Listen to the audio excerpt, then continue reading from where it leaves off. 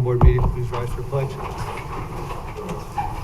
Pledge allegiance to the flag of the United States of America and to the republic for which it stands, one nation, under God, indivisible, with liberty and justice for all. Roll call, please. Jeff Lanahan, first ward. Bill Carlos, second ward. Ann Berger, third ward. Michael Safon, fourth ward. Ann Church, sixth ward. Alicia Salvatore, Town Clerk. Jim Nelson, attorney for the town. Megan Clementi, Vandewater and Vandewater. John Bezzi, Town Supervisor. Welcome everybody to tonight's meeting. On tonight's agenda, we have a public hearing for Town Code Amendment short-term rentals. Number 2 is a presentation by Robert Flower, a project on Inwood Avenue. 3 is resolution May's Mental Health Awareness Month. 4 is authorized Holy Trinity Spring Festival. 5 is authorized Germania's Mayfest, Oktoberfest, and Chris Kindle Market. And 6, authorize the supervisor to sign a Troy and Banks agreement on a lighting audit. 7, authorize the supervisor to sign a declaration grant of permanent water easements, item equities 2327 Davis Avenue. 8, authorize the supervisor to sign a secured undertaking for restoration, Kenneth Pedersen, Innis Avenue. 9, authorize private road names for Chief Manor Mobile Home Park. 10, authorize second Fridays on Cottage Square. With that, I'd like to make a motion to suspend the rules for any item on the agenda and ask people to please keep it to 3 minutes. Second. All in favor? Aye. Is there anybody who would like to speak on any agenda item? Doreen, go ahead. Thank you, Jay. I don't see anything posted for agenda item number 2, the presentation regarding the project on Inwood Avenue. And can you give a brief description of that, since according to the open meetings law, anything to be discussed or voted on really should be posted 24 hours ahead of time. So since there's nothing out there, can you briefly say what it is? Yeah, they were here many months ago and they had a project and we asked them to go back to the drawing board and they should be presenting tonight what they came back with. Okay, and I would just ask. Dorian, this was a gated community. I think the numbers they're looking for is between 82 and 84 townhomes. And the first project they came in with, we didn't like, and they came in with a new team and put together a new plan. It's the first time the board is going to see it. Okay, thank you. Thank you. Is there anybody else? Mr. Ruda.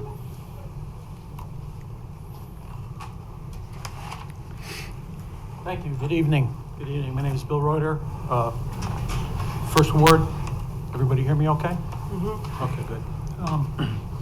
Just wanted to thank the board for the opportunity to speak tonight and also thank them for their what they've been doing as a body in bringing and taking on the tough issues. I think that not only I'm here to speak about short-term rentals briefly, but all the other items such as relocation of the police department and being the only board that has taken on the tough issues, I think, for a long time. So thank you very much for that.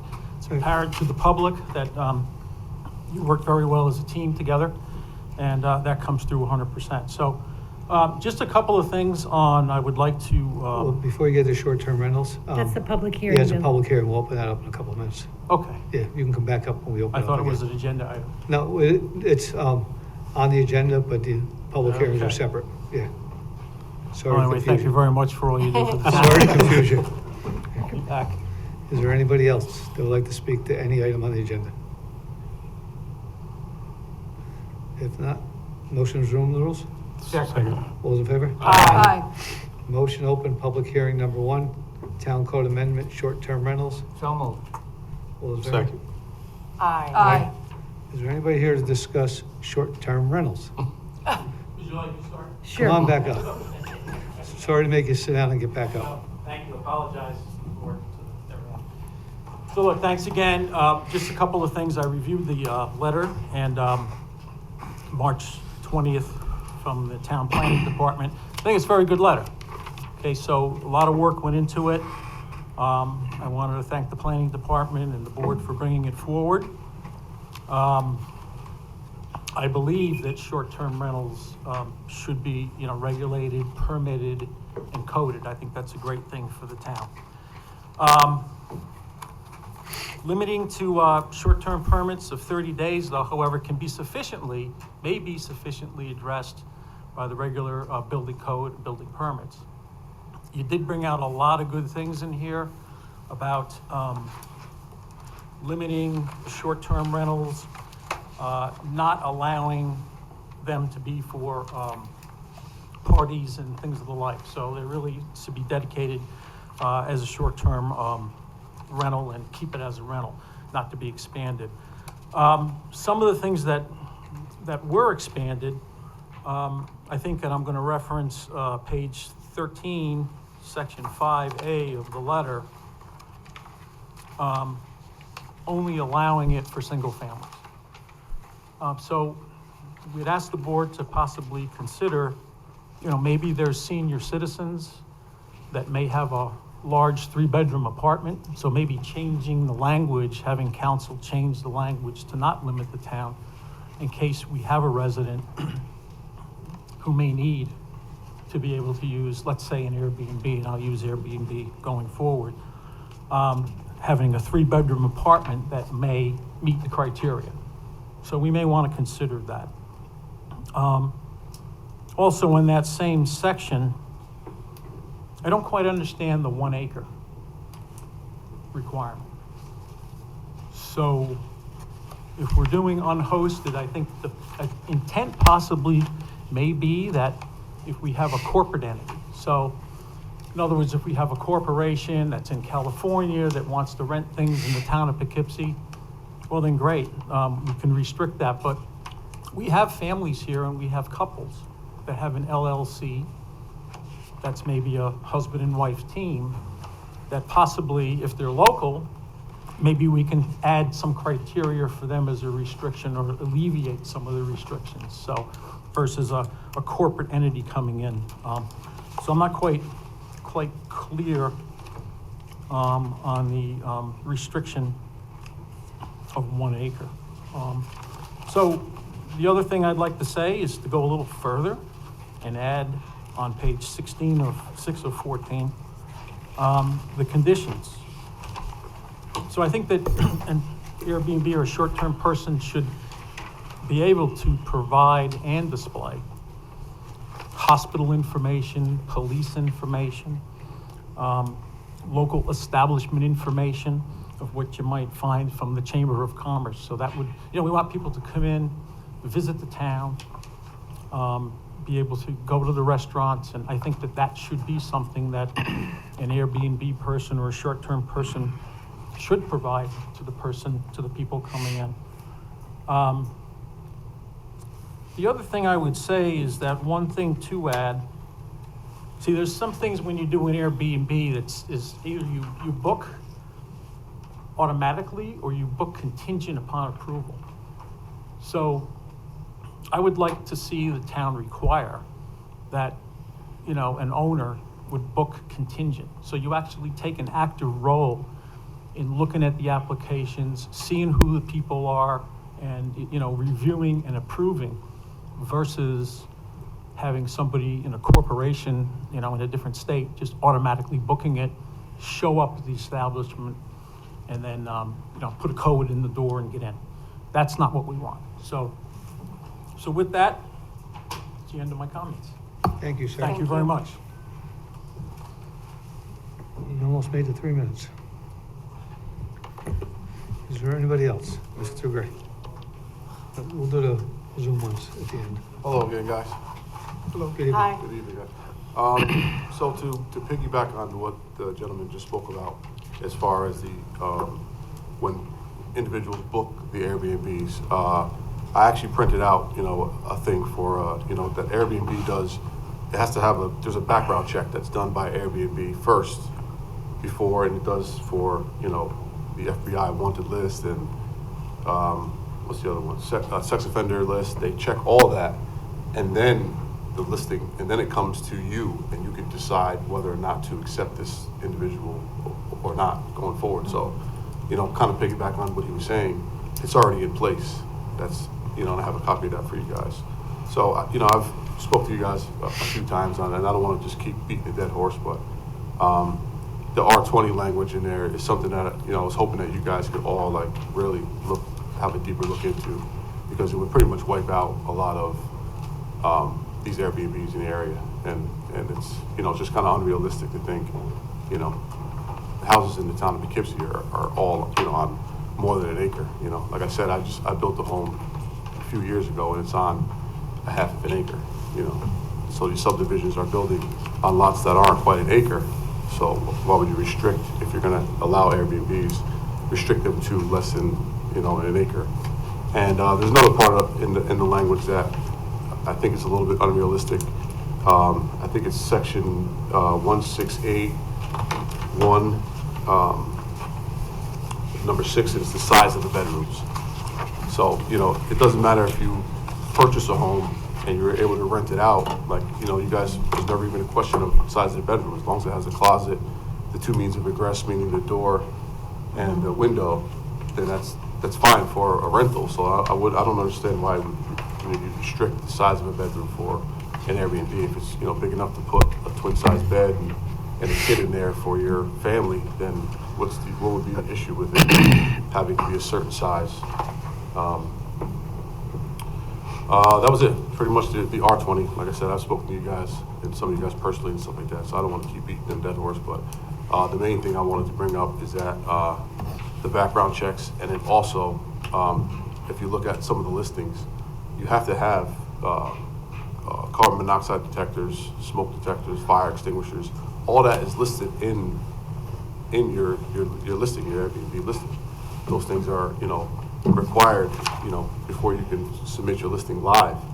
So, these things are safety first, and the rest is on you as the host. Like these places have to be kept in the pristine condition, or else you're not in the game to rent these. And another thing we do as hosts is we provide a lot of different income for different families. Like, I have a cleaners on full staff, I have lawn care guys, I have property maintenance guys, I have so many different people that are employees that, is creating jobs that kind of count on this, So by you eradicating this, it's like you're taking, a lot away from a lot of different people. So just something else that I want the board to consider before voting. So I do have that. That's pretty much my piece. You guys have heard me a bunch of times, and I thank you guys for listening to some of these things we hope you consider. Thank you. Thank you. Thanks. Is there anybody else out in the audience that would like to speak on Airbnbs? Come on up. Hi, I'm Ashlyn Balsetta. Thank you for allowing me to speak today. I'm not very familiar with this setting, but I am very passionate about Airbnbs and what it has done for me and my family. So first I would like to touch on, wasn't here for the problems that it is causing in the city, the town, the county. I wasn't sure about all of that, but if you guys are concerned about the residents of Dutchess not being able to find affordable houses, or the hotels that are in this community that are not getting the influx of money that they used to, Airbnbs have provided something that has brought the middle class up as well. If you completely bulldoze the middle class and then you just provide for big business, what am I going to do? I bartended for 13 years. I had no purpose, and then when I found this, it gave me such a sense of life. I was able to share it with my mom. I met Lloyd, and we met so many connections through that. I wanted to touch on what Airbnbs also do. They bring in a ton of influx of people, tourists, things like that come to see our beautiful scenic country, city that we have here, the walkway, things like that. As Lloyd had touched on too, there are background checks. Say people come here, they want to see this area. When they go home, they talk to their families, they make those connections with those people to share, to come back to this town, to spend their money with local people. I also clean these Airbnbs. I have a cleaning business with them, and I provide local things around. So I tell them what local shops are there, what local eateries they can do, which gives money to local people, which provides and puts it back into our town, into our city, which is more money for us. And right now, I don't think that it is a buyer's market. I think it's a seller's market right now. I don't think there are many affordable houses. I'm trying to buy a house. Airbnb has done that for me, where I'm able to finally move out and afford my own apartment without a roommate or 7 roommates at this point with how much rent is. It's $2,000 for like a 1-bedroom apartment right now. I moved out when I was 17. It was nothing like this.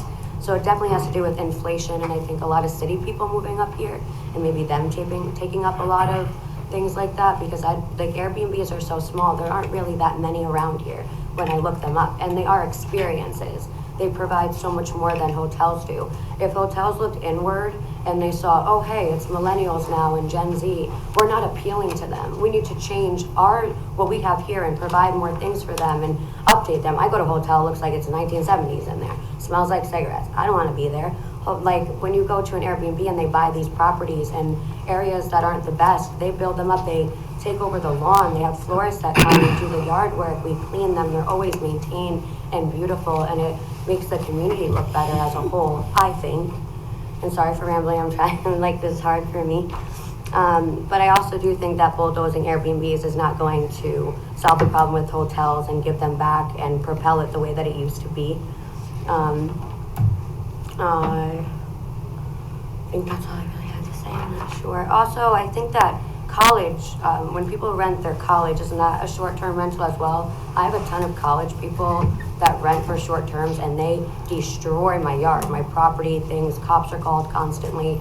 And now there's an Airbnb on my street, and it's been so nice and beautiful and welcoming, and it's nice to see those kind of people. So I'm confused with that too, that I don't think that I believe college is rented kind of in a similar way, if I'm not sure, but something I need to do a little bit more research on. But I was also able to start an LLC this year, and I'm really proud of myself because I am 30, and now I'm an entrepreneur, and I have my own money, I'm my own boss. I'm able to get property. I'm so happy, and I feel great about my life now, and I think if Airbnbs were taken away, I would be back on the system. I needed help through the system. I needed food stamps. I needed help with my heat and hemp, and I don't need any of that anymore. And Lloyd has provided a lot for me with his communication, his connections, his family, his children, his wife, like seeing them flourish. It's great, and I get such a warmness in my heart from it. I just don't see the negativity that Airbnbs are bringing into our city and our town. I don't see it. Could you wrap it up? And if anybody can tell me what they see, I'll be. Is that it? Am I done? Thank you. No, thank you. Thank you. If you could just write your name down on that sheet, Sure. that would be great, because I Yes. didn't really quite hear what it was. Okay, I'm sorry. Yes, I can. Thank you so much. Thank you. Is there anybody else in the audience that would like to speak on Airbnbs? If not, anybody on Zoom? Doreen? Thank you. Yeah, I have submitted written comments from last week, and I will repeat again some of my comments. You know, all the people who are speaking in favor of are all people who are making money off of this. And just as somebody who lives in a neighborhood where there was an unhosted short-term rental as a principal commercial use, there were some negatives from that. And, you know, again, I don't have as much a concern with Airbnbs that are rented and have people in the home, like if you want to rent a room or another apartment. But my issue is with these houses that are bought specifically to be used as a rental property like that. That's 365 nights a year, because you didn't put any limit to the number of nights a property can be rented out. So that's 365 days a year that you have people coming and going, transient people, different, more traffic. It's, and I also don't understand how the town did such an about face. Again, in the May 18th of 2022 memo that the Director of Municipal Development, Mike Welty, wrote to the town board, he was very adamant that the Code Update Committee was against such a house, saying, and I quote, "When someone purchases a property in a residential neighborhood to make it their home, they expect the residential character to remain and don't anticipate that the property next door will become a transient rental business. Therefore, all short-term rentals are required to be the primary residence of the owner." And he goes on to talk about, quality of life issues. I just don't understand how such an about face was done. And, he said that, there would be some people, that wouldn't be appreciative of that, but then he goes on to explain the reason. So, again, it's, I'm against the use of these homes specifically as Airbnbs. I think there should be a limit to the number of nights. Otherwise, people are subjected this, night after night. And it's just not what I expect in my residential neighborhood. Thank you. Thank you, Doreen. Is there anybody else on Zoom that would like to speak on Airbnbs? Not a motion to resume the rules? Second. Those in favor? Aye. I have a couple comments. The, one is, when I first read the proposed law, I was trying to figure out exactly what we were trying to do with it. I've stated Airbnbs, I've stated hotels. There's reasons to stay at one versus the other, depending on what you're doing, whether you're going with a group, whether you're just going with your family, how long you're going for. I think one thing that we got to be very careful of as a board is that when we change a law, we can impact people that are currently doing things. So people have invested in properties, and if we change this and shut them out, bulldoze it, as someone said, we would create a significantly negative effect on these people and probably some of our neighborhoods, because a lot of these Airbnbs, we don't even know they're there because they're just operating, they're fine. Some of them will come up on the radar and be potentially a huge problem. So I do think that an ordinance makes sense, but the first thing that I suggest is that we grandfather in the current properties that are operating now, because otherwise the impact on them would be unfair. And so I think we should do something along those lines. Probably the best way to do it in my mind would be that once we pass the law within 60 or 90 days, those properties would have to come in and get a permit and come up on the radar. It would encourage people then to follow the rules if we did that, because if you're currently doing it and you come in, you get your permit, then you'll be okay. If you decide that they don't know I'm here, I'm going to keep doing what I'm doing, then you roll the dice and you're operating outside of the town's new ordinance. So it would encourage people. The 1 acre restriction, if we just pass the law as it is, that 1 acre restriction is really problematic to me. But if we grandfather the current properties in, that 1 acre restriction becomes less problematic in that it's probably an incentive for the people to come in and get a permit. So we get a law out there, we see how it operates, we get everybody to come in, follow the rules, and somewhere in there we should also, if we don't change the 1 acre minimum, give a property owner relief through potentially the town board, supervisor, whoever, that if I have a 1/4 acre lot and I want to do an Airbnb and I'm not part of that initial group, I can make an application where it would be reviewed with a little bit more scrutiny potentially, just to make sure that it fits, but I'd still have the opportunity to do it. So I don't think we should shut it out completely, and I don't think we should bulldoze people. I do think that if we put an ordinance in place, it should be something that we can enforce and regulate. I personally have concerns with telling somebody that I'm going to knock on your door and measure the size of your bedroom. I do think that as government, we have building codes and other rules and regulations that everyone's got to follow, and I'm a little bit leery of trying to overreach and decide what we're going to allow you to do with your house differently from what we allow somebody else to do. And the people that follow the rules should be, we should try to make them easy to follow so that they comply. So I think this should be tweaked. I think we should be cautious about how we regulate. I definitely think that we should grandfather people in. And if we leave the 1 acre minimum in there, I think we should give some sort of opportunity that you can come in and make an application to the town, however it goes, to the board, planning board, zoning administrator, town supervisor. It should be to the town board, because if it goes to one of the other boards, you may have to pay a fee for that. Yeah, then So the why town should we board. put a limit on, But, a but burden on someone. I think we bring this thing up online, we don't hurt people that are currently doing things in our town that we don't even notice, and we give ourselves the ability to regulate so that it doesn't become a huge problem. We don't have ocean views here, so I don't think we're gonna have 1,000 Airbnbs in any given area, but you could potentially get too many in an area where you'd say, listen, this is problematic, there's an oversaturation. You could have them where they are a problem because they're renting to, college kids for weekend parties, whatever it may be. So there should be some way we regulate it and make it so that people in a neighborhood have a reasonable expectation that their neighborhood will be residential and it doesn't become some sort of commercialized situation. So this is a good idea, I think, but we got to be careful how we do it.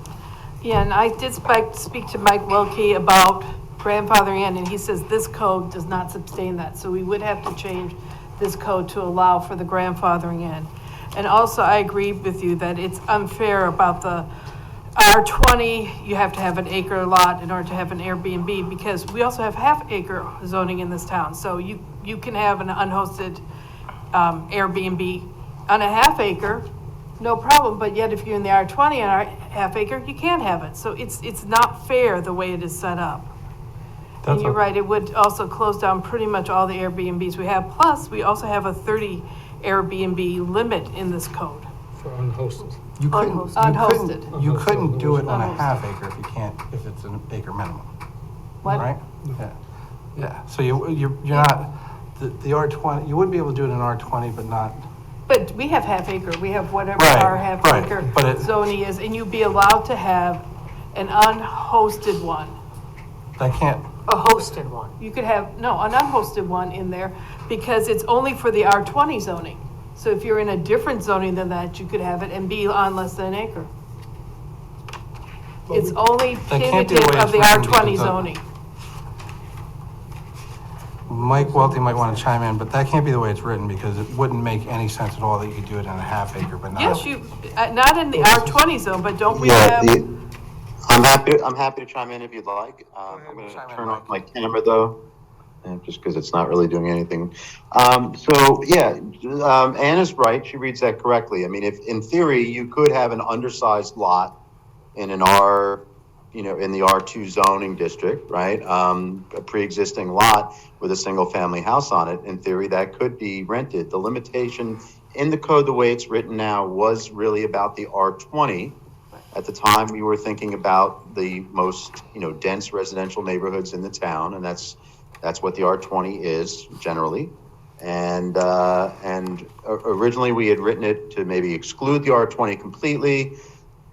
We in an effort to try to make more opportunity available, we said, well, why don't we say, if you're more than an acre, then maybe it's okay. But obviously, there's a lot of different ways you can approach this. It's really ultimately we'll take our guidance from what you guys want to do, and we'll make revisions as needed. I would almost, to me, if you have an acre or larger, it should be a fairly easy process. It's a big piece of property. There's probably a good amount of buffer or ability to put a buffer in. If it's smaller than an acre, then there should be just an extra step where you come to the town board, you do whatever to show that this is okay. And again, if you do that and grandfather the existing properties in, you probably get compliance within 90 days from just about everybody, because you'd be crazy not to come in and go through the process of getting the permit. So to me, there's a rhyme and a reason to it. What's your reason behind actually grandfathering? Because once this law is passed, they have 60 or 90 days to come in anyway. The grandfathering is so that you don't have that restriction On the apply to the acreage. people. Right. Just the acreage, that's the, Because that's the the. bulk of our housing is R20. Yeah, I'm not a fan of 1 acre as a whole, because the amount of property we have, except for certain sections of the town, are either quarter acre, half acre, Right. tenth of an acre, different spots. I'm not a fan of the 1 acre. And I think that like the Airbnbs in my ward particularly, none of them are on an acre. I mean, it just doesn't, it's not the zone. So I think about these people's livelihoods and what's, and the thing is, a lot of these people, are under the radar now.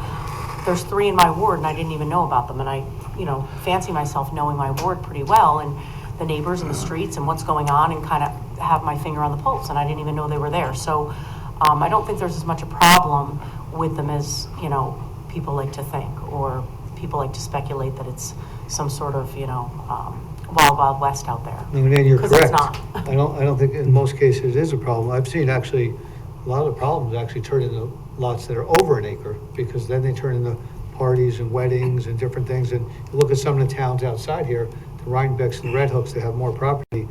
They're the ones that first put these laws in place because people are renting them, holding weddings, everything up here. Here, I think, I had two of them in New Hamburg, and there's actually one now. I was telling Mike before, it rents for good money, and some of those are probably on less than a quarter acre. But you didn't say Beachview, but they're coming up out of the city for the Riverview because they can get off the train, they can walk, they can visit, so Yeah, I think. New Hamburg, I think, is the only place where you got it. Other than the cemetery and Tilcon, the rest of the, and IBM, the rest of the waterfront is, Yeah, we got some good Just stuff. the I think what we should But- do is take all these comments from everybody and put it on the next agenda to pass it, but can everybody please Yes. get the comments back right away so we can talk to Mike right away, because I think they should get, closed now and move on. We should close the public hearing, get what we Start got, over. put it back, adjourn until next meeting, put it back on the agenda, but let's get it done. I don't think there's a Yes. lot here that has to be finished. I mean, everybody's had their input about the 1 acre and a couple different items. Stefan, you had the bedrooms, and somebody brought up to me, the fact that if it's a hosted, you can only rent 2 of your bedrooms, which I'm sort of understanding that now. I mean, so there are different places. Jay, I did want to just point out, you had asked me about that earlier today, that's only for the hosted. Yep, Short-term rentals, and the reason for that is that if you're more than 2 bedrooms, you would be a bed and breakfast under our definition.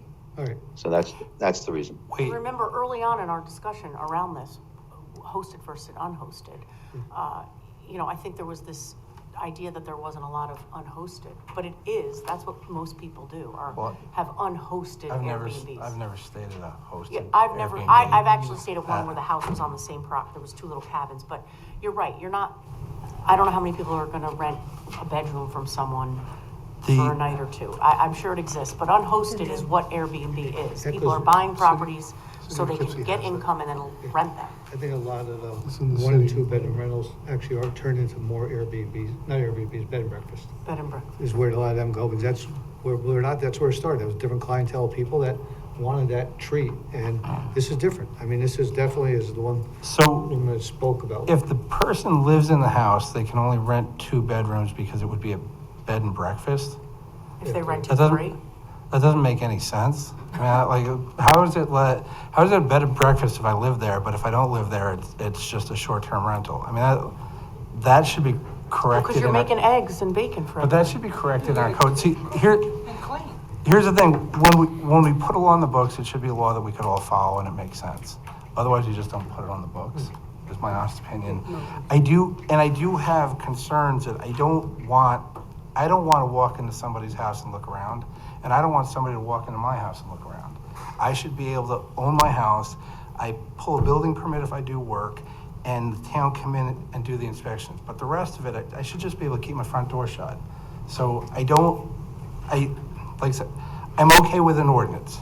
It just has to be fair and reasonable. Yeah, And Stefan, I would respectfully disagree, though, on the issue of not inspecting. I think these homes is good not only for the town, but it's good for the people who are going to be renting these short-term rentals. So I think having fire safety inspection for a place that's being rented out is actually a very, But at what very point- reasonable thing. At what point do we start to overreach? I mean, solid waste, you got to screen in your garbage, that's fine, but like the reality is, I don't have to do that otherwise. And if I'm renting to like a tenant for a year, I don't have to do that either. Assembly, it's unlawful for a short-term rental property to be utilized for any type of assembly. How do we really enforce that? Like if I get together with my family for a weekend and they come over to the short-term rental, what do we do? Is it my immediate family's okay, but my cousins are too much? My friends become too much? So here, I do think that we get to the point where we can't enforce this because enforcing it doesn't look right, doesn't make sense to me. So like I said, I'm okay with passing some version of this, but what's in it should be stuff that we could actually do and should do. The rest of it should be peeled out. The other part that we we don't have ordinances where we tell you, if I was opening a retail store, there's nothing in the town ordinance, as far as I can tell, that would say that I have to pay my sales tax. But yet we say you have to pay your hotel occupancy tax. And we may report that information to the county. I don't think that that's the town's business to get involved with what somebody is making and making sure that the county knows that, hey, this guy just rented out this house for a short-term rental. That's the county's job. Actually, the groups that do this, Airbnb takes the money, the taxes right out, so they automatically pay it, and the other ones inform to the county, and then Right, the county but that's what contacts I'm saying. them. Our ordinances shouldn't refer. So it's already being done. Right, but our ordinance doesn't need to say that you have to pay your taxes. That's just, it's not what our ordinance, it's not what we do. It's not the worst thing, but as far as like the fire safety going to inspection, I think yearly when they get their permit, they should absolutely be inspected. Yeah, You know, when they're not, you know, you're not thinking like every week that they come, we're coming out before every rental. They're coming out, you come in, you get your permit, they inspect, make sure you got CO detectors and stuff. I mean, I think those are, But you could, Even normal rentals, do that one, so everyone in the town is gonna get a. don't suggest that, because they're gonna come to your house. Yeah, 'cause that's Here's the what's thing gonna though, happen. technically, it would be great to inspect the house that I live in each year. It would be nice. But again, to me, there's a certain point where government backs up a little bit and leaves it alone, especially when it's just a basic function. There's a lot of things that we should regulate. But do our regular houses that are rented, are they inspected? Right, like long-term rental. Regular, yes. Student rentals, regular long-term family rentals. Do we inspect those houses? They should be. I No, agree you- with you, and I'm okay with inspecting. No, I don't, Airbnb. I don't think you want to get into that. That's just not, it just has sort of like an un-American ring to it. Well, feeling to they it. inspect multiple family dwellings. That's a requirement under state fire code right now. But I thought you A said we didn't multifamily actually go in dwelling- the apartments, it was Yeah, just that's the saying. common areas. So they do inspect other places, not Yeah. like they don't. But But I that's- mean, as far as talking about fire prevention and stuff, that's critical. And then I think most people, I mean, the gentleman even saying, they show that they have all those safety devices already. So what's the problem with the permit to show that, to verify that they have working smoke detectors and carbon monoxide detectors? Because we don't do that in other places. It gets to be we do it to every overreaching. commercial business in the town of Poughkeepsie, every 3 years. Every commercial business And gets you But we- get a permit, you pull a permit, and they check it. They check residential houses, if you pull a permit, they go and they check Yeah. to make sure Right. you have smoke detector and Right. stuff, so they do check house. And permits, I'm not check when. saying it's a bad idea to have your house checked Yeah. from a safety point of view, but government shouldn't get No. to knock on your door and come in and look around. That's the part It's that. not your house, it's your rental. Stefan, I think there's a difference. I agree with you. Some inspector can't walk up, knock on my door and say, I want to see. Yeah, that's not gonna happen. But if I'm gonna have a house where I'm gonna rent to people in it, and I have to come and get a permit from us, that's a different story. Maybe. No, it's a different story. Well, we all have different opinions on it, Yeah, so. like I said, you can do what you want in your own home, like I said. But here, somebody is coming to rent it, and you hope that if you're renting it, that it's safe. That's why I'm saying, I don't believe that we should go into every single residential home, when you can't anyway, and go inspect it. But if you're opening up your door for other people to go in there, you want to make sure it's safe for those people that go in there. If you want to harm your own family, that's your call. So, Excuse me. Stefan, look at the other side of it. If we don't inspect it, but we permit it, and there's a fire, and people are hurt or bad or killed, what's the as an attorney, you might be able to figure this out, what's the liability of the town? here's the, I don't want to get in an argument over this. All I'm saying is my concern is that we can get to the point where we're overreaching. I'm not saying which specific pieces of it are overreaching, but we can get to the point where we're overreaching. I agree with you. That's the thing. And, Excuse me, sir, this is the board, thank you. And my concern really is that I should be able to shut my front door and live in my house and feel that I'm there without somebody coming through. Yep. And if I own investment properties, my tenants should have the same luxury to say, we're renting this house. When you do work at a rental property, you would hopefully get permits, have all the proper smoke detectors, carbon monoxide detectors, and everything else. I would hope that people would just have the basic opportunity to just shut their front door and not have the feeling that someone's gonna show up and look around. I get it with multifamily, I get it with commercial buildings. There are places where a large group of people assemble, and you have to be able to get a lot of people in and out in a safe manner and have ways, more than one way to get in and out. And a lot of people that go into those buildings aren't there all the time, so that they have a very quick knowledge of where to go and how to get through there. So I get it with the public assembly buildings, the commercial buildings, and everything else. But I do think that when you look at residential, we have building codes, we have rules and regulations. If people follow them and they're enforced, at some point, that should be close to enough. And again, I didn't go through to say each one of these issues. The only thing I'm saying is we should look at it and make sure that what we're putting in there is fair and reasonable and not overreaching. I'm not saying that we should do absolutely nothing. All right? Felicia, what's the next meeting? I'm sorry, what? What's the next meeting?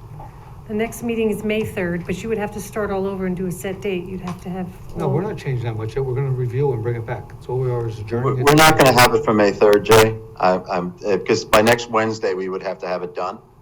And I don't think that's going to happen. Just, I would say the next meeting after that, Which is the much more, 24th. Okay. much more likely.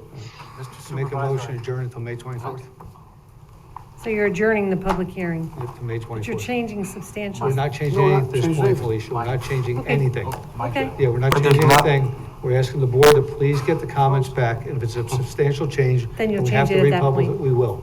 But we may not change much of anything. A couple little items doesn't make a substantial change. And most likely it will get less restrictive rather than more.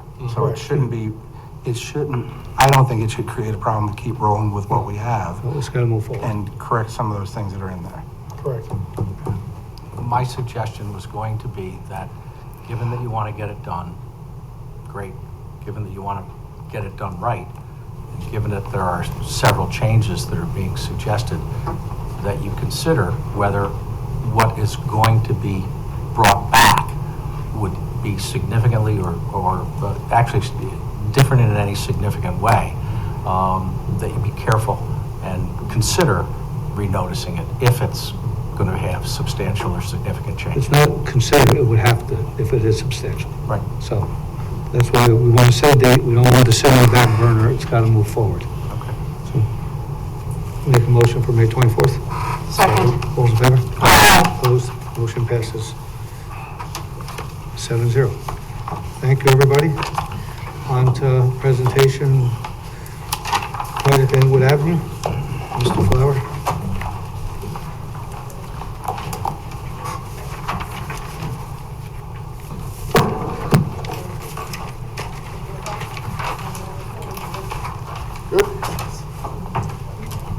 Good to go? You're ready. Good evening, everybody. My name's Rob Flower. My family and myself are the developers on the Inwood project. We want to thank you guys for having us here.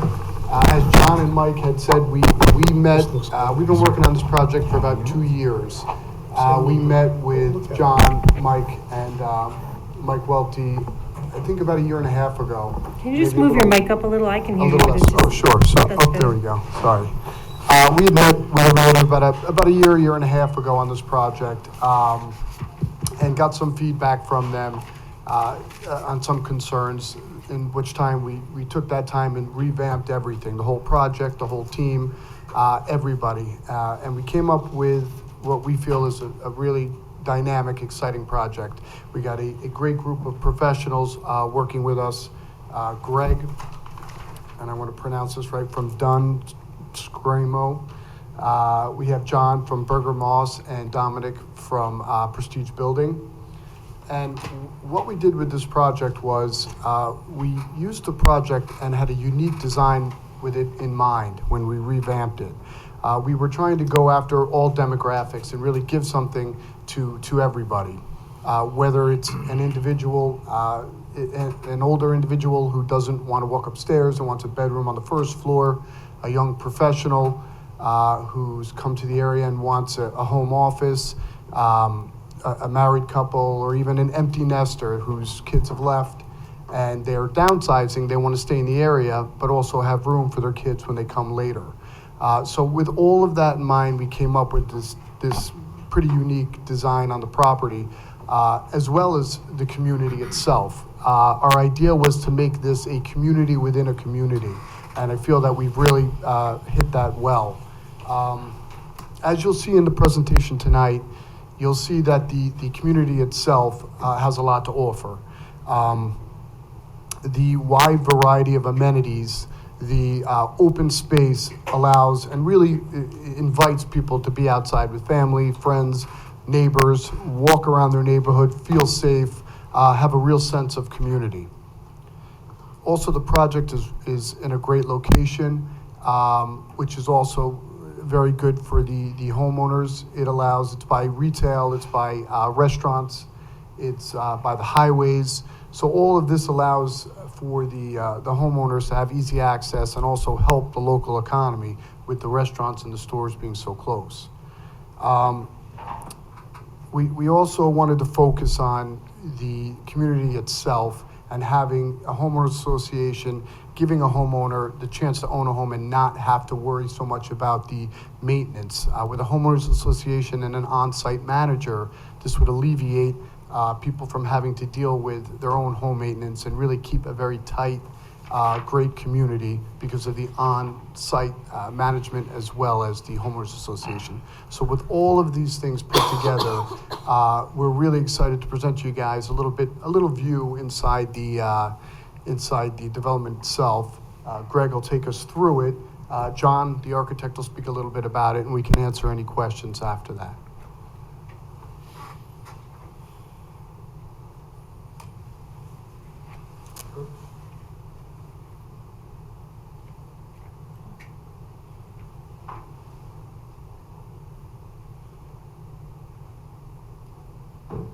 Is that showing up there? Yes. Oh, great, okay.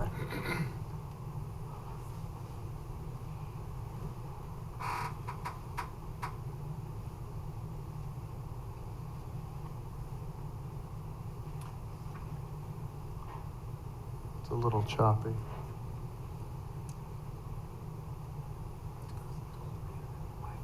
Oh, the Wi-Fi. Oh, gotcha.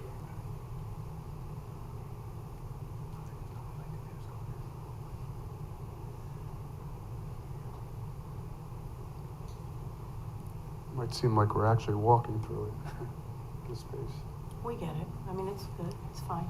Huh? It's fine. Oh, okay.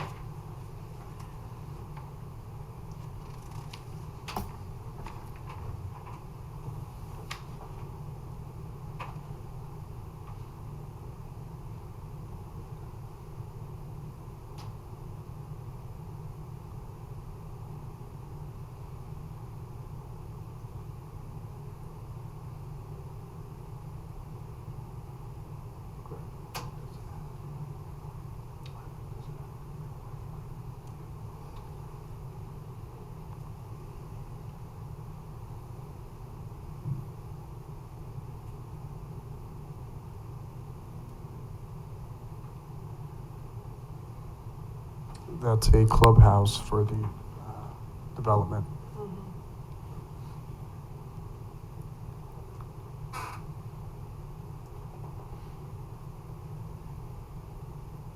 The newest fad, pickleball. Bocce courts, my favorite.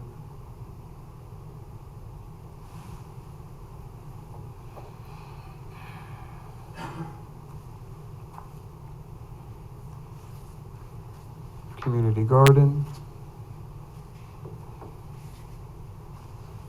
And last but not least, the dog park.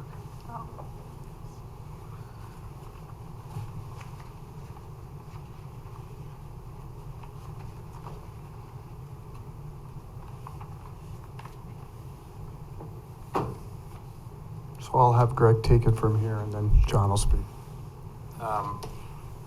So as Rob was saying, my name is Greg Stromo from Dunn & Stromo Engineers, and give you a little background on us.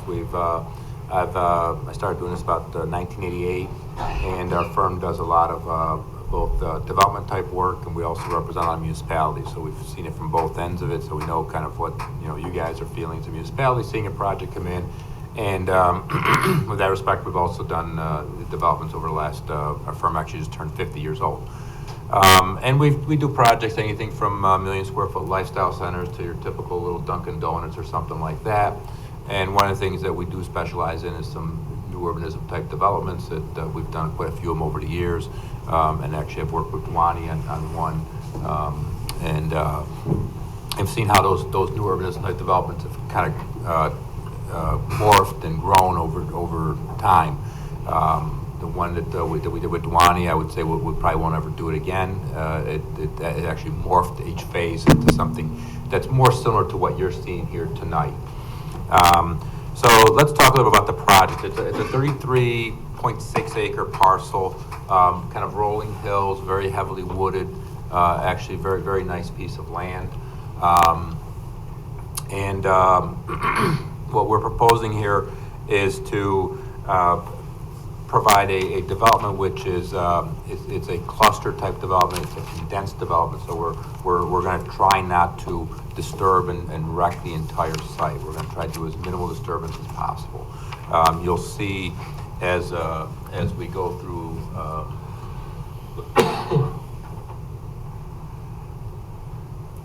And this is the project site. You'll see, and it's 33 acres. It's a fairly long piece of property.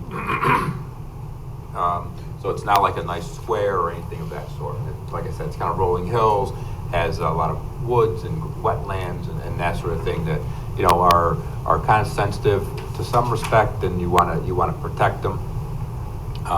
So when you see the site plan, you'll see how when you saw the flyby, you saw how it undulates and it moves through the site.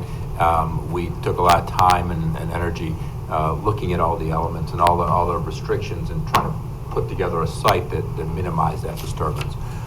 The site itself lends itself very well to doing something like a cluster development, where we come in, we don't disturb the entire site, and yet we are able to provide space and different elements that would be key to the site. So, like I said, we're going to try to limit the disturbance as much as possible, and I'll go through some of the overall numbers. It's a fairly low overall density. If you look around the surrounding areas, it's very similar or even lesser of density, believe it or not, than some of the areas immediately surrounding the site. And it's similar zoning that we're asking for. We're asking for an RM zoning, and we're going to cluster this so we're not disturbing as much. And there's various parcels that are zoned similar, and the logic that I'm looking at it is that these are parcels that somebody was trying to do something similar to this, or something that the zoning didn't quite match up to any particular element in your code. As you saw in the thing, there's many common areas, and we've got the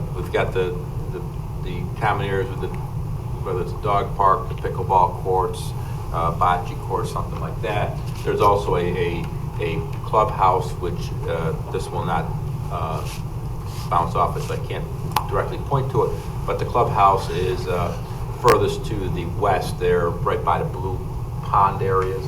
Those are actually going to be full water ponds. They're going to be wet all the time.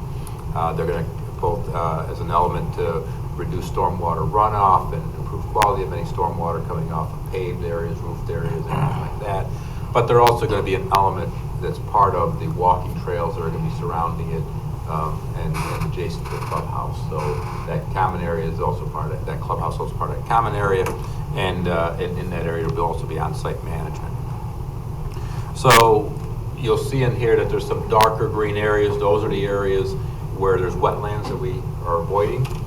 We think we can avoid all the wetlands. If we impact any, there'll be very minor impacts, and the overall density will be pretty much the same as what was previously discussed. We do have a lot of control over landscaping and that sort of thing. So our landscaping plans are done by landscape architects in-house. We look very carefully as to what goes in, make sure it's appropriate and blends in very well. There's maintenance already. There can be maintenance already in place for those to make sure that they stay that way. And one of the nice things about development like this is it does have an HOA, which regulates things dramatically. So your neighbor kind of has to abide by what the HOA and everybody else kind of wants to happen in there with certain restrictions. So the site itself is, like I said, 33.6 acres. What we're asking for is 82 duplex townhouses, and your code kind of verbiage is a little different than that. They're actually called dwelling units, semi-attached, but they're essentially townhouses, as everybody would recognize them.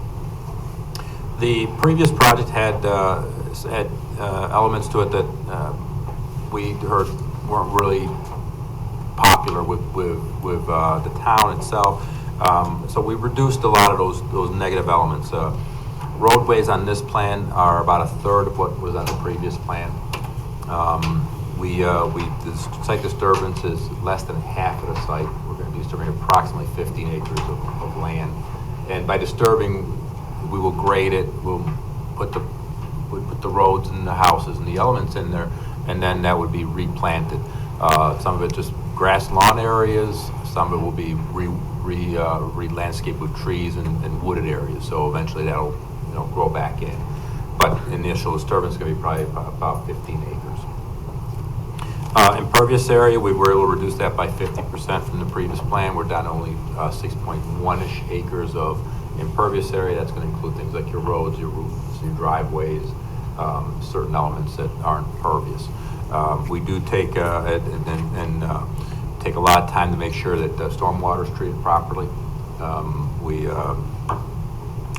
actually have one of our associates teaches stormwater class for DEC, and both myself and he teach at the SUNY schools on things like stormwater.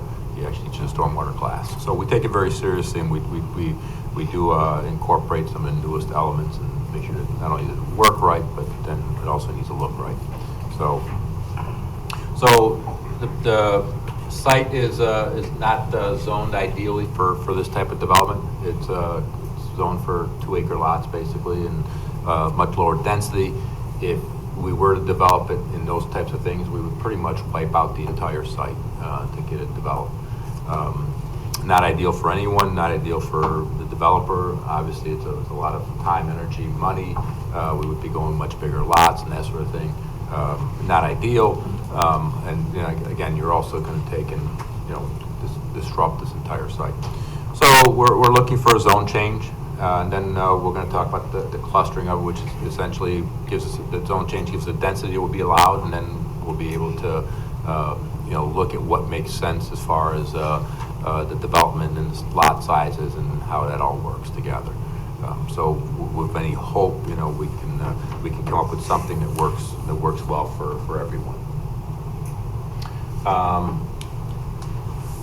It's basically the current zoning allows for 2-acre lots with some pretty big frontages and that sort of thing. The other zoning that we're looking for, which is the RM zoning, would be a 10,000-foot lot, and then divvy it up, and then we kind of condense it to something a little bit smaller.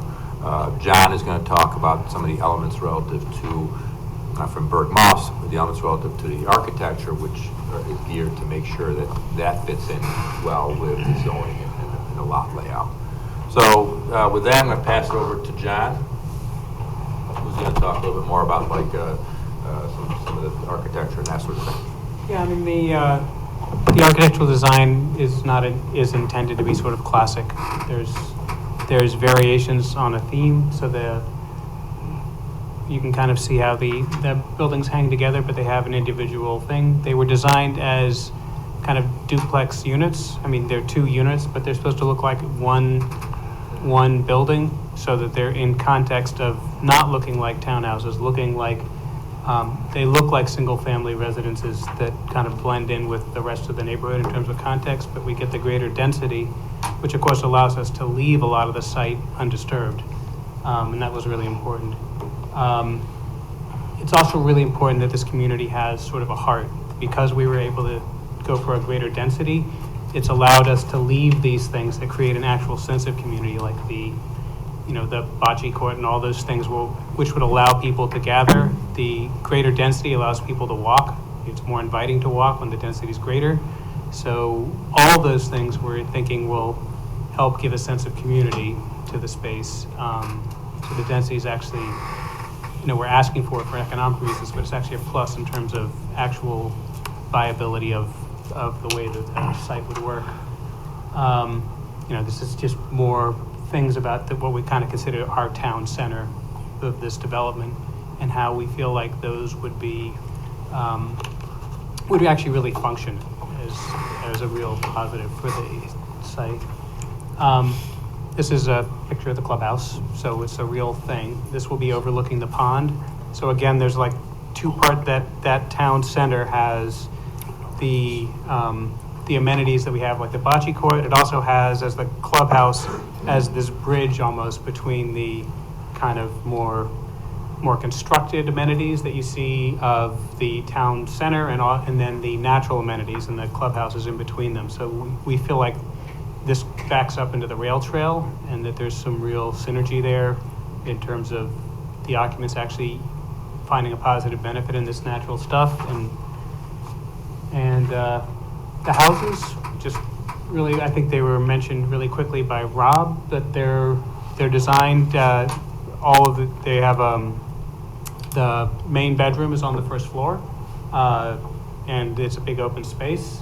I mean, it's an open plan concept, and secondary bedrooms on the second floors, because couldn't put everything on the first floor and have a reasonable footprint. But that's kind of the concept of that, so that we can accommodate a whole bunch of different kinds of people that might want to look at this. And this is a different model. They look very similar in plan. The elevations, they have, they're varying in these kind of classic shingle style things, and sort of a colonial motif together. You could see from the video, which unfortunately was choppy there, but we have a nice smooth one on the computer, and it didn't communicate well. You can kind of see the way that they blend together. So there's a bunch of different models that we vary the coloration, and there's two basic types. This is kind of our more colonial-ish one. And those are really,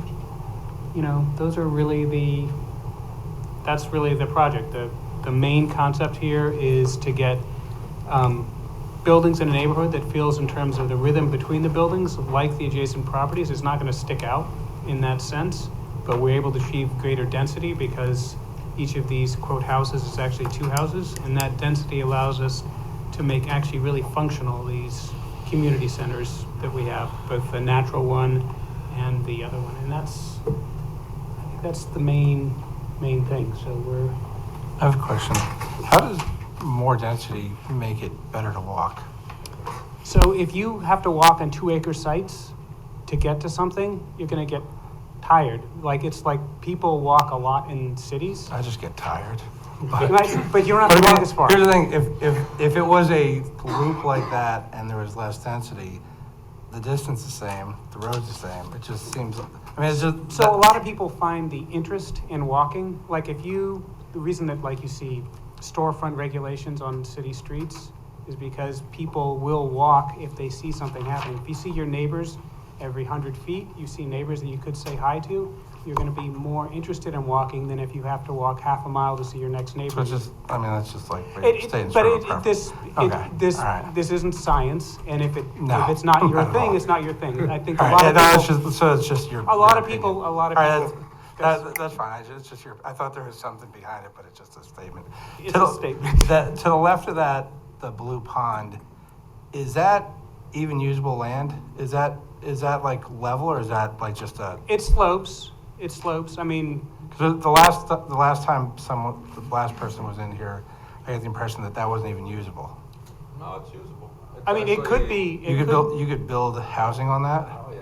I think they questioned. Sure, whether it's they would actually, later on. there's no wetlands on it that we know of. What's the slope on that? That's not that. Yeah, it's got slope to it, but again, you can build on it. You can build on just about anything. That's what I'm saying. Realistically, would anybody build on it? Sure.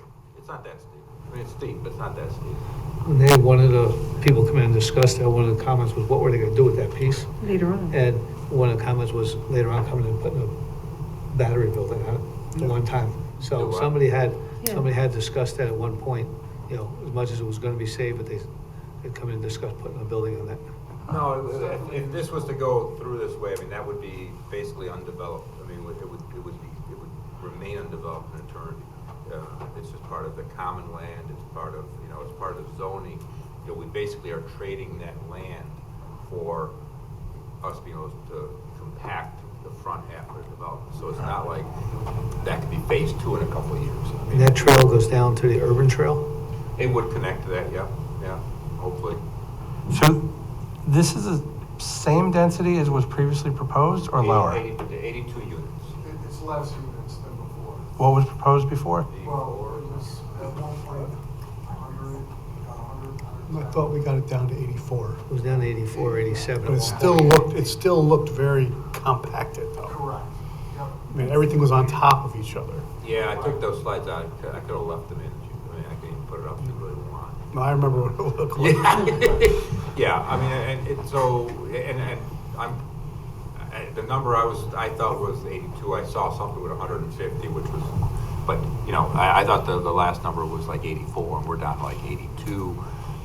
And that's before you go to planning, and planning may lose a couple here and there. Hey, you might. Mike, you listening? Absolutely. You never know what comes up, I think the neighborhood flow looks a lot better than the last flow. I think the common main here looked like a military base at one point. Yeah. It was just all squared out and blocked. This just looks like more of a regular typical I mean, the neighborhood. last one was Actually, ridiculous, so. those undulations in the road, us being forced to go around the wetlands, actually add to the character of it. Because like you were saying, our human nature is, we want to see what's around the corner type of thing, Well, and you then actually categorize looked it. at Lakeview Apartment, not Lakeview Apartments. It's the one right up the street. And are all those units effectively the same size? For the most part? Yeah. They're all 3-bedroom? They're all 3-bedroom, around 1,750 square feet, not including the garage. And the only part that middle strip just seems like it just got jammed in there. But Which middles? I These can't. are I what, can't. two that middle units, strip of housing in the Like loop. the 6 units that are. Yeah, but that's, when you single load a road, it gets real expensive. It gets Oh, really it does look a expensive. lot better than before. Yeah, They have alleyways going between them and stuff like Before was that, yeah. ridiculous. This almost looks like I mean, a development, almost a normal street development. Before, like they were saying, it put rows and you had to drive between, there was alleyways, I believe, between the buildings. Yeah. I think it is a simple rubric. We reduced the impervious surface by 50%. So that kind of tells you how much roads were taken out and stuff. Part of me's got to see that other, because if this is a similar density, Can we go back up to that other one where looked it is? No, I- insanely Yes. packed Just in. like No, this. the one with the side by side. No. No, it's on here. But you both use the If you want, term, if you want to see you comparison. both use the term new urbanism, so one's got to be potentially new urbanism and the other isn't. No, the other one. They claimed it was new urbanism.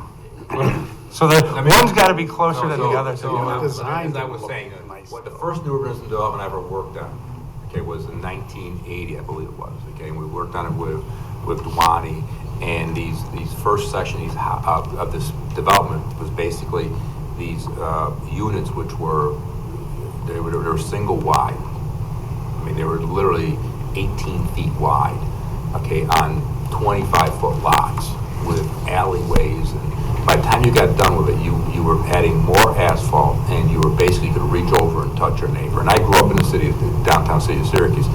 Each house was 8 feet apart. You could barely fit a car between them. This was even closer.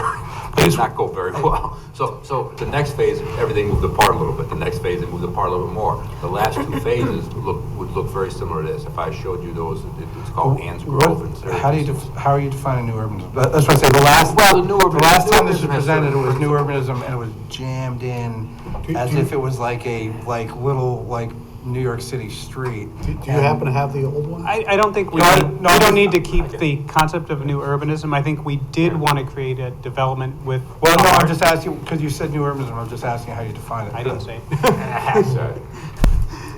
No, you said it makes it better to walk. No, I think the density. That's what I'm just I'm not asking. using the density, but I think that I do think that there is a We covered case that. to say about the density. We covered that. I wouldn't say it's new urbanism. Yeah, I think you're. what you say it is or it isn't?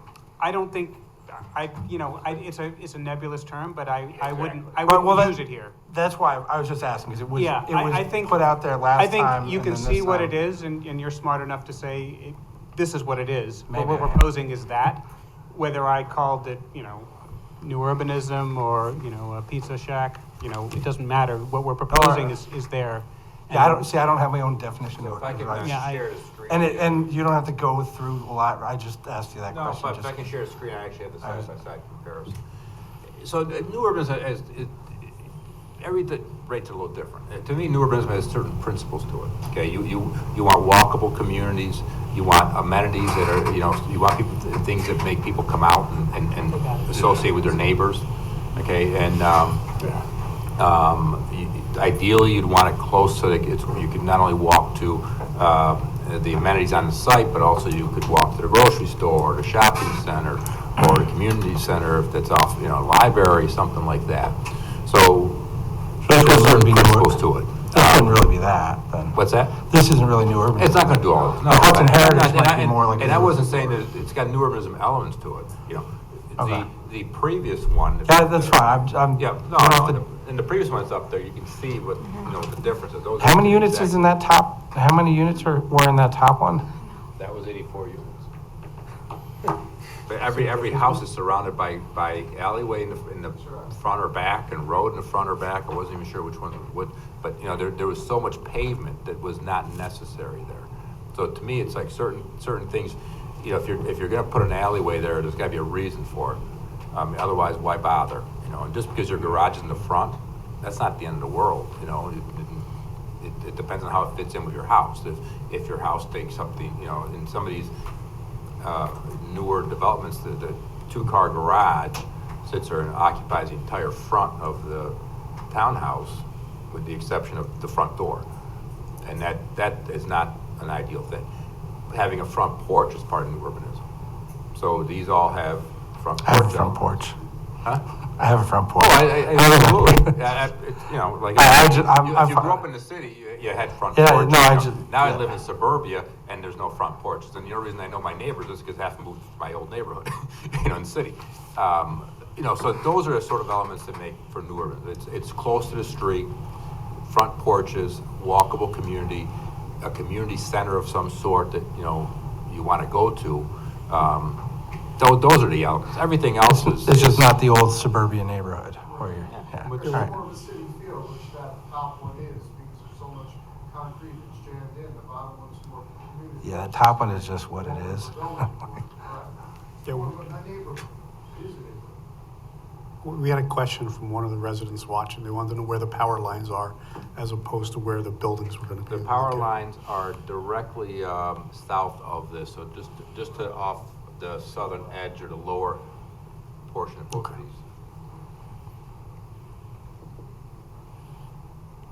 Anybody, anything else? You like it better than the first one?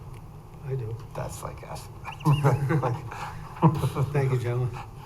Thank you very much. Thank you. Thank you. I appreciate your time. I say yes. Mr. Monahan, Ready? we're ready. Excuse me. Whereas mental health is essential to the well-being and the vitality of our families, businesses, and communities, and whereas mental health conditions are real and prevalent in our nation, with 1 out of 5 Americans and 1 out of 5 children affected by mental illness, and whereas more people die from suicide in the United States than from traffic accidents, and an estimated 22 veterans die from suicide each day, and whereas stigma and fear of discrimination keep many who would benefit from mental health services from seeking help, and whereas education, compassion, awareness about mental illness can change negative attitudes and behaviors towards people with mental illness, and whereas each business, school, government agency, law enforcement agency, healthcare provider, organization, and citizens share the responsibility to promote mental wellness and support prevention efforts. Now therefore be it resolved, the town board of the town of Poughkeepsie, on behalf of the town of Poughkeepsie, does hereby proclaim the month of May 2023 as Mental Health Awareness Month, and be it further resolved that the town board of the town of Poughkeepsie also calls upon all town of Poughkeepsie residents, government agencies, public and private institutions, businesses, and schools to recommit our community to increase in awareness and understanding of mental illness, reducing stigma and discrimination, and promoting appropriate and accessible services for all individuals. And be it further resolved, the National Alliance on Mental Health, Mid-Hudson, is hereby authorized by Town Board of Town of Poughkeepsie to tie ribbons on the walking path along Wilbur Boulevard in the Town of Poughkeepsie and at Town of Poughkeepsie Town Hall. So moved. Second. You have a motion and a second, any questions? Yeah, I think it's a nice idea with the ribbons, and I do think that, too many times we forget that, like, people are human beings, and people struggle, and things are difficult, so maybe during the month of May, we should all try to figure out a little bit of some ways to reach out to people and connect better with people.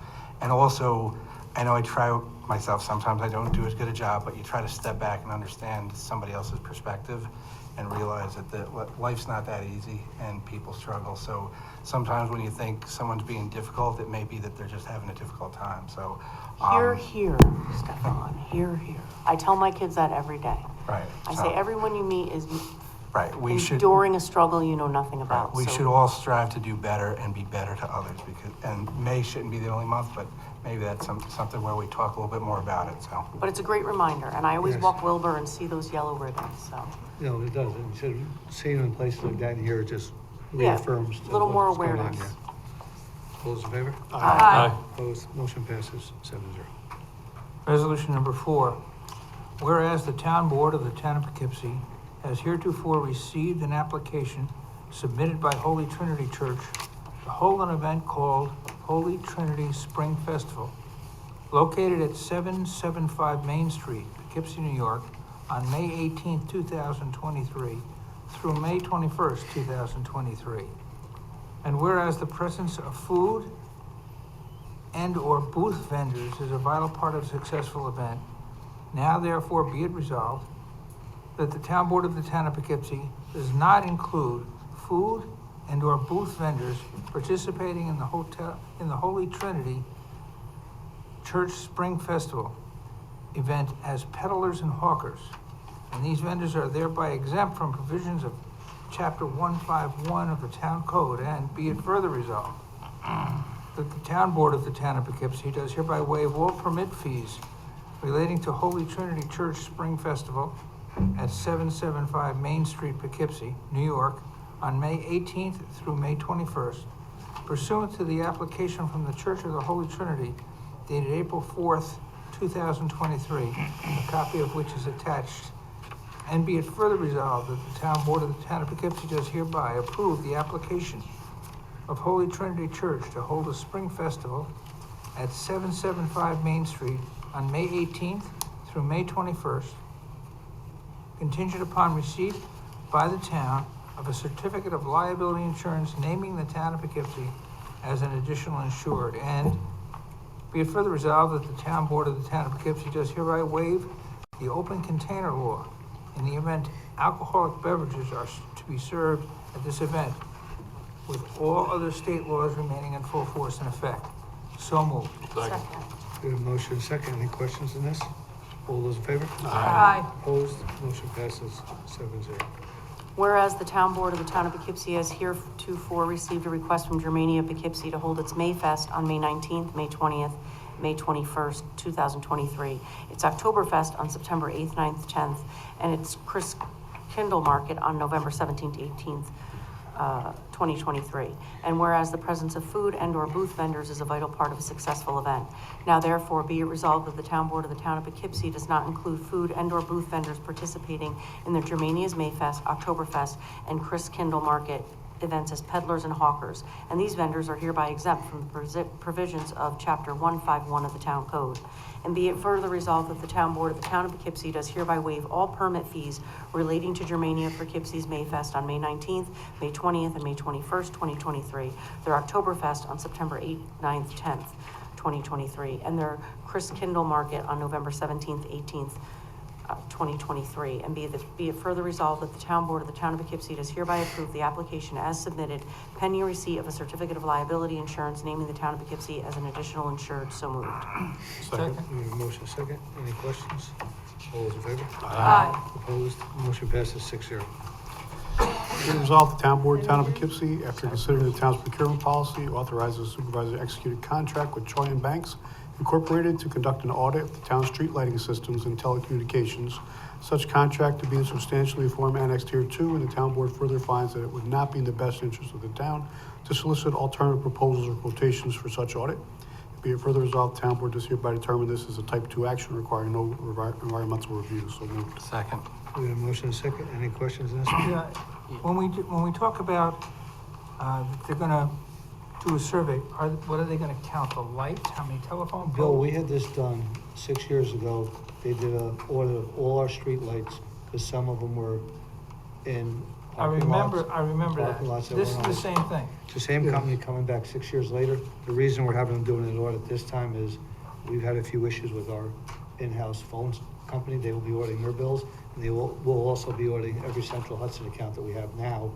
With Central Hudson's billing issues, we thought it was worthwhile to have them come in and audit instead of us just trying to question. And you're right, thank you. So we don't pay them anything unless they No. get something back, Yeah, right? Right. and they get 25%, they get it back. And when they did the first streetlight audit, which we never see, we got back close to $300,000. Because they get to go back, I think it's 8 years with interest. Mr. Supervisor, was it this afternoon that you suggested that, on that addendum? Yes. That it include not only the streetlights, but also the, Telecommunications telephone and our electric bills. and electric, right? Okay. Make Which a would motion square to it add up that. with the contract form. Make a motion to add that change. Second. All those in favor? Aye. And then, agenda item, motion, Second. all those in favor? Aye. Opposed, motion passes 7-0. And just make a note that, resolution number 5 was also passed 7-0. All right, resolution number 7. I just have a question. We have David Avenue, Davis Avenue, Davies Avenue, then Davis Avenue again. Yeah, you got Okay, amended. all right, so, all right, sorry. All right, so it is Davis Avenue, all right. Whereas Item Equities, Inc. is the owner of parcels of land located at 23 Davis Avenue, Parcel A, and 27 Davis Avenue, Parcel B, in the town of Poughkeepsie. Whereas Item wishes to declare an easement in favor of Parcel A over lands located on Parcel B, which contains water lines, meters, and appurtenances servicing Parcel A, and also wishes to provide an easement to the town for access to those water appurtenances without creation of an obligation to perform any services on them by the town. Now therefore be it resolved, the town board of the town of Poughkeepsie does hereby accept and authorize the supervisor to execute a declaration and grant of permanent and exclusive water easement, which includes a grant of permanent easement to the town in substantially the form annexed and as shown on the approved subdivision plat entitled Minor Subdivision Site Plan and Special Use Permit for Item Equities, Inc. And be it further resolved, the town planning board, as lead agency on this action, issued a determination of non-significance negative declaration on April 30th, 2020, such that no further environmental review is required by this board. So moved. Second. And motion second, any questions? The attachment still has Davies Avenue, at least in one place. I'll have it corrected. All in favor? Aye. Opposed, motion passes 7-0. Whereas Kenneth Peterson has been conditionally granted a land contour permit, an aquatic resource permit, an erosion sediment control permit for the properties located at 244, 246, 248, and 252 Innes Avenue on December 15th, 2022, and as a requirement of the land contour permit pursuant to Town Code 210-79, is required to furnish a security in the amount determined by the town engineer to be sufficient to guarantee completion and/or stabilization of the finished grading and drainage on the properties on and before December 14th, 2023, which permit requires the execution of a secure undertaking and posting of a security of the amount of $26,280. And whereas the town engineer has indicated that the above amount is sufficient undertaking to guarantee completion and/or stabilization of the finished grading and drainage on the properties, now therefore be resolved, the supervisor and the director of municipal development are authorized to receive and execute the annex secured undertaking for restoration in substantially the foreign annex and the security required thereunder. on behalf of the town of Poughkeepsie. So moved. Second. We have a motion and a second. Any questions on this one? All those in favor? Aye. Opposed? Motion passes 7-0. Be it resolved, the town board of town of Poughkeepsie does hereby approve the private road names for identification purposes only for the project known as Sheep Manor Mobile Home Park. Parcel grid number 6159-03-165380 as follows. 1, Moorgate Lane, 2, Forest Lane, 3, Winding Wood Lane, and be it further resolved that upon adoption of this resolution, said resolution shall be sent to the 911 facility for Dutchess County by the town clerk of the town of Poughkeepsie. So moved. Second. And a motion, second, any questions? No, but very nice name. She did a good job, Jeff. Fancy. Yes, it cleared up any possible confusions. Yes, Jeff, I agree, that was a good catch that they didn't have almost the same name. All in favor? Aye. Opposed, motion passes 7-0. Whereas the town board of the town of Poughkeepsie has heretofore received an application submitted by Shelby Adrian to hold events called Second Fridays on Cottage Square, located at Cottage Square, 48 Eastdale Avenue North, Poughkeepsie, New York, on Friday, May 12, 2023, June 9, 2023, and July 14, 2023, from 6 p.m. to 9 p.m. And whereas the presence of food vendors is a vital part of a successful event, now therefore be resolved, the town board of the town of Poughkeepsie does not include the vendors of food participating in this event as peddlers and hawkers, and these vendors are thereby exempt from the provision of Chapter 151 of the Town Code. And be it further resolved that the town clerk is in receipt of certificate of liability insurance naming town of Poughkeepsie as an additional insured.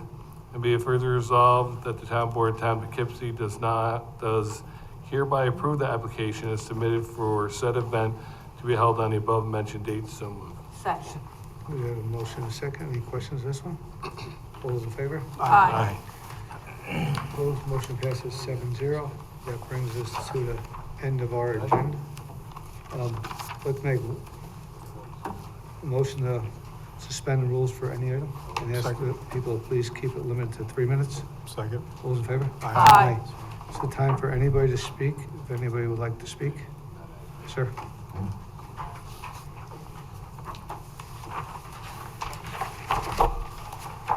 Mr. Baisley, I'm sure you know him before I'm here. Absolutely. I spoke to Mr. Baisley a couple of weeks ago. Now, after receiving the police report on this thing that I complained about, that's why I'm here tonight. I live at 10 Elmendorf Drive, and I was here about a year and a half ago complaining about 19 Friendly Lane and the parties that they have. In the last 3 weeks, we've got 3 parties. The week before Easter Sunday, and this past Friday. Now, I don't know how many times I've called I've got a dozen police reports.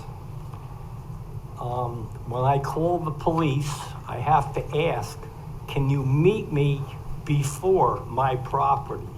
Because if they come into the dead end and turn around, Friendly Lane, they can see them, they turn the music off.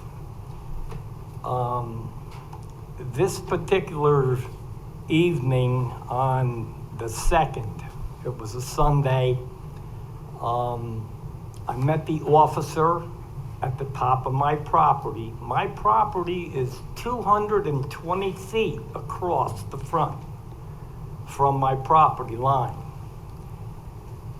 I meet them at the top and I just say, can you hear the music?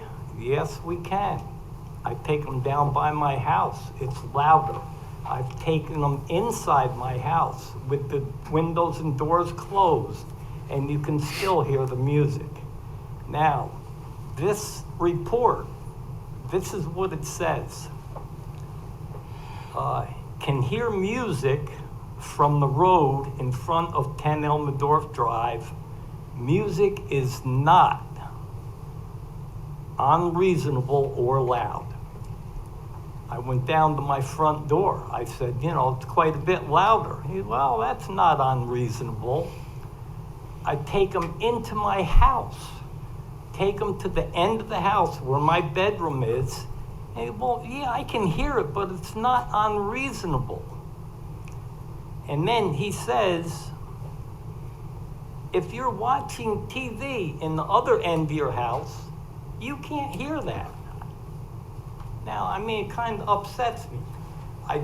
Mr. Baisley already heard one of these. I would like to take a few seconds and just play a couple things that my little phone picked up from 65 feet from my property line. You know, look, I don't want to be here. I don't want to call the police. I want peace and quiet. I mean, again, I'm into the third year.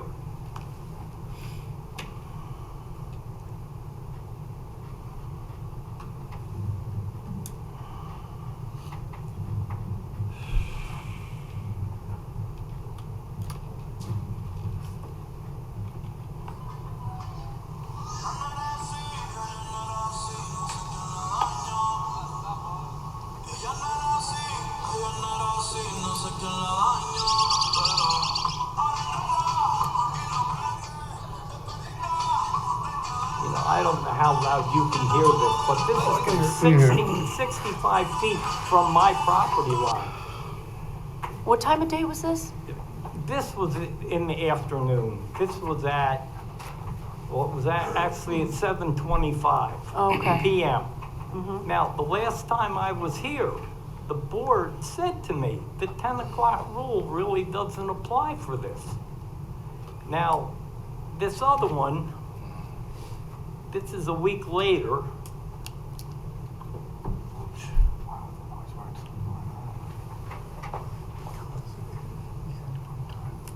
I wish I hadn't had to use the phone.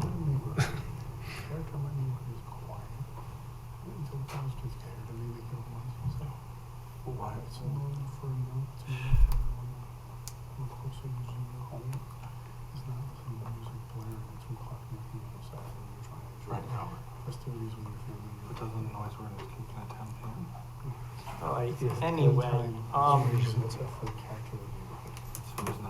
the one time that they went to the house at 10:30 at night, 10:30 at night, the officers go to the front door. They go to the front door, and the woman is hollering out the back door, "Shut it off, the police are here." Now, I mean, they have been ticketed way back. All they really have to do is point the speakers at their own house. I'm sorry? All they have to do is point the speakers at their own house, and you wouldn't probably hear it. I don't know about that. But I do agree with you. I think it's excessively loud. These people, they don't care. They don't care. You know, again, you know, this is just coming into the nice time of the year, and we've had 3 parties already. And it's the same every time. You know, if you can hear the music, you know, 220 feet from my property line, you know, isn't that kind of outrageous? There's, you know, on the town ordinance, I mean, it says, noise intrudes into a residential district, sleeping facilities, including residences, you know, whatever. Another one, the duration of the noise is prolonged. Another one, the noise is louder and more intense than the volume intensity of the background noise in the area. You know, that's only the first 3 on here. I'm looking for help to get this stopped. Well, our police have been doing a good job. I don't know the particulars. Jay, you know more about it? They've actually been ticketed and they've been in court.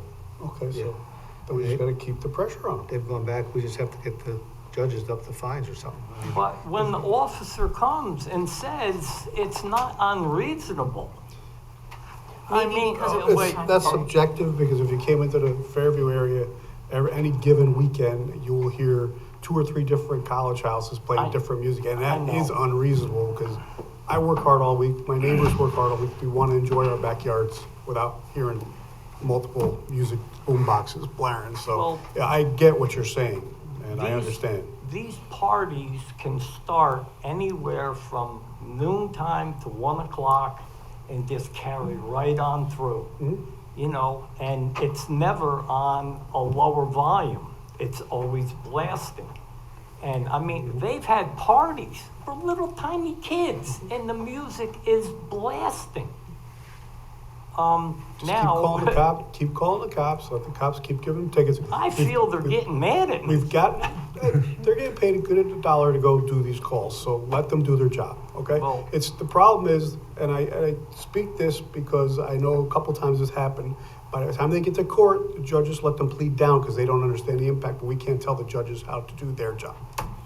Okay? The cops are doing their job. I would think, yeah, but if they're not giving them a ticket, I mean, the police have been there. Supervisor Bailey said they've been ticketed a couple times, I right? think They've been They to have, court. but a long time ago, nothing recently. I mean, I know for a fact, the last 3 to 4 times that the police went there, they talked to them. And you know, look, I have the police reports and what people said. And, you know, one of them went and talked to her and she said, well, yes, I understand. Another time that they spoke to him, he said, oh, I don't want to bother the neighbors. I'll make sure I keep it down. You know, I mean, you know, they say something to appease the police. This last incident, they must have seen the cops coming because they left the backyard and they were in the house when the police went to the yard. Their fire pit's still burning. Well, I They think you went have in the the right house. ears listening, so let's hope that. I'm sorry? You have the right ears listening right now, so let's hope that this will be rectified with. And we'll enforcement. discuss it again with the police department. I mean, it's multiple offender, so just turning it off, I mean, we just have to be a little stricter. If we come back again, you're gonna get ticketed again and again. They get Yeah. 5 tickets a weekend and it comes back in, we have the same problem with the college kids and we're trying to address that up there. But yours, no case, no different. There just happen to be people that live there and own that house. They're Yeah, making the now- same noise, so it has to be addressed as a whole. And we've had that discussion a few times, especially now summer's coming. We had a conversation, I think I spoke to the chief the day after, you called and came in about some of the college houses and some of the noise up in that neck of the woods, because summer's coming. It was a hot weekend last weekend. Please make sure they're up there and trying to enforce the rules up there. Yeah. And they can't always get there, as you've also, alluded to, sometimes they're busy, and no offense, the noise call is not always the top priority if there's something else going on, but. No, I And you've been very understand that. patient, you've been very patient, as you stated. All right, now, just one other thing. I mentioned the other day, I contacted the lady in zoning. He just built something that is closer to my bedroom now. So, I mean, look, this guy, all right, last thing I want to say is because of my complaints with the police, and now I'm going through zoning because he has built things that are too close to my property line. I'm afraid that he's gonna come up with some kind of thing, say, and then I'm gonna get arrested. I'm afraid he's gonna say something, and he's gonna have somebody back him up, and then I'm gonna be there all by myself trying to say, I never said that, I never did that. You know, I'm not crazy, I'm not stupid. I just wanna say that, you know, I'm never gonna do anything that would cause me to get arrested. I'm just afraid that he's gonna make something up. Your best bet is if you feel that way and you see anybody from that house, close proximity to you, turn on your cell phone and just keep it in your hand, okay? I can Keep be the out recording on and keep it in your hand. It'll pick up all the sounds. And this is an owner-occupied house, right? Yep. Yes. So I bet you wish it was a rental, even short-term. No. Like, if you have a bad neighbor, it's the worst thing you could ever have. And the problem is. I could deal with one bad neighbor. I could deal with one bad neighbor. I cannot deal with a bunch of But houses. this situation is. I've been there 42 years and never had a problem before they moved in. Ron, my name's Ann Berger. I'm the council person in your ward. So would you just hang out afterwards and we can touch base? I'm sure. And then I can kind of be your conduit between the zoning and the police, and maybe we can rectify it. So appreciate that. Great, of course. Thank you. Thank you. Is there anybody else? Doreen? Doreen? Thank you. Yeah, that's terrible this gentleman has to live like this. Maybe his council person, the next time there's a party, he can call her and she can come over and see what's going on. For the police to tell him, oh, if you have your TV on, you can't hear it. I mean, that's awful. That's like somebody on the planning board one time when there was a project and a neighbor was concerned about the noise, and he said, well, in the wintertime, your windows are closed, and in the summertime, they're closed because you have your air conditioner on. Well, not everybody likes to sit in their house with their windows closed or their TV on. Maybe you want your windows open and you want to enjoy the air and the quiet. I mean, people shouldn't have to live that way. And if you have, problems like this that you can't resolve, I have no idea what's going to happen here with the short-term rentals. The only other thing I wanted to say is, Stefan, when you said about the acre and that usually something about that would give you a buffer. Well, not necessarily. It depends on where your house is located. Like my house is a little over an acre, my neighbor's is a little over an acre, but they're really, the houses themselves are in close proximity. From one side of the house to their house next door is probably about 70 feet away. It's not like our houses are situated in the middle of the 1 acre lots. So 1 acre doesn't necessarily mean that you're buffered. So that is an issue that's, I don't know, the acre doesn't really seem to buy anything there as far as protection. But, and then the other thing I just want to say is that I had asked at the last meeting, Jay, about the notice of claim that was filed by the former comptroller, Charles M. Berger. You had said there was nothing new since January. Well, I checked the New York State Court's electronic filing system, and there was something out there from the following day, and it was that about the Article 78 going forward, and the comptrollers, former comptroller, seeking about $29,000 plus interest for sick time that he says he's deserving of. And I don't know how this happens. I mean, the guy left in 2007. And there was sick days of his still carried over from when he came back in 2016 and left in 2022. I don't understand how those sick leaves times stay on the books for all that time. So I don't know how that happens. There was another comptroller in between there who obviously didn't find that either, but seems somebody needs to be paying a little more attention to this. All right, thank you. Thank you, Doreen. Does anybody have anything else? Well, I'd like to make 2 announcements. This is Earth Week. If you look on the town website, and we sent out some Gov Delivery notifications, there's multiple different groups out this weekend. We'll be cleaning up different neighborhoods, different locations, and in conjunction with the highway department, we'll be picking up all the bags. If somebody would like to participate or has a neighborhood that they would like to do themselves, feel free to reach out to either Pam Kingsley, who's listed on our CAC part of the website, or my office, and we will direct you to where to get bags and how to make arrangements to have them picked up, because we have about 7 or 8 groups this weekend. A couple groups did it last weekend, so it looks like we have a very good turnout.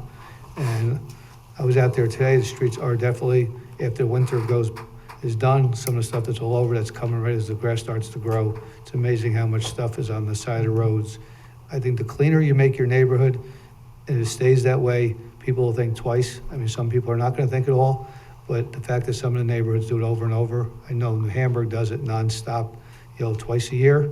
They're out there doing 2 huge cleanups, and it's amazing the pile they had down the park again this year, and they only did it last fall. So people would just please pay attention. We used to have the saying, give a hoot, don't pollute. It's a shame that parents don't direct their children and they don't grow up to be this way, because years ago this never happened. It's just a shame of what's out there. And number 2, Tuesday the 25th, we'll have an open public forum on the Poughkeepsie Day School Court building, police court building facility.